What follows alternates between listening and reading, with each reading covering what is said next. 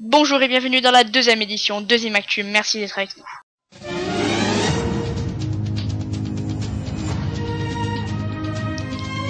Commençons par l'écologie. Zimcraft et Ratown sauvent d'une grande pénurie de bois malgré l'expansion phénoménale de la ville. Les forces écologistes et Greenpeace viennent de manifester cet après-midi. Nous retrouvons Jack, Bûcheron et Ratown. Je n'ai plus de bois. Comment vais-je gagner ma vie? Je suis obligé à la Derdam, mais la ville souffre de famine. Comment vais-je faire? Nous venons d'apprendre que les arbres viennent d'être replantés et la forêt protégée. La mousson sur Derdam a laissé place à la sécheresse, la production de pain a diminué de moitié, la famine commence à se faire ressentir, et encore plus grave, les turbines du barrage commencent à se souder. Selon les scientifiques, si la pluie ne revient pas très vite, le béton va commencer à se fragiliser, et nous pourrons craindre de la catastrophe. Une arrivée en masse d'arrivants vient de se produire. Ceci est causé par un VIP du serveur, il se nomme Chute Libre, et son coût de pub pour le serveur a quadruplé le nombre d'arrivants. Et ce n'est pas fini, disent les prévisions.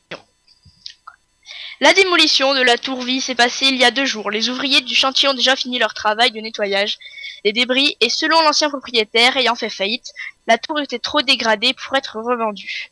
Revenons sur les faits. Retrouvons Kiki3535, notre reporter qui est sur les lieux. La tour Vie a été détruite car le propriétaire a fait faillite.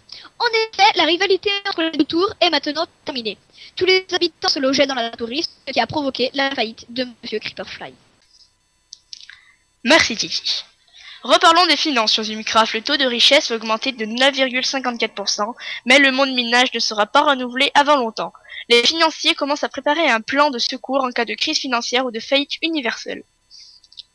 Parlons un peu du Nether, il vient d'être révélé, celui-ci participe aussi à la hausse des taux de richesse. Le portail est près d'une forteresse et a déjà plusieurs cultures de Nether. Elles viennent d'être aménagées par les citoyens.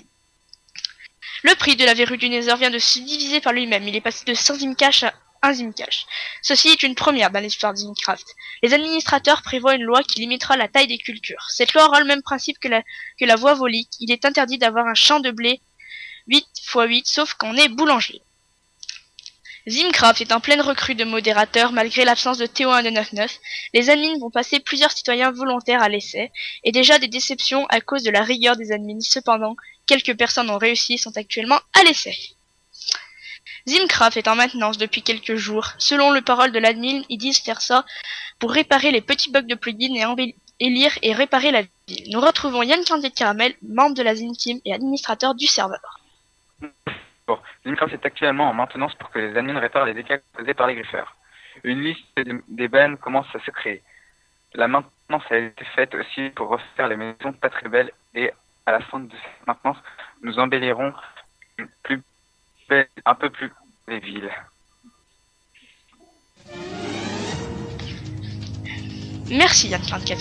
Cette édition de Zimactu se termine ici et nous nous retrouvons la semaine prochaine. Bonne journée.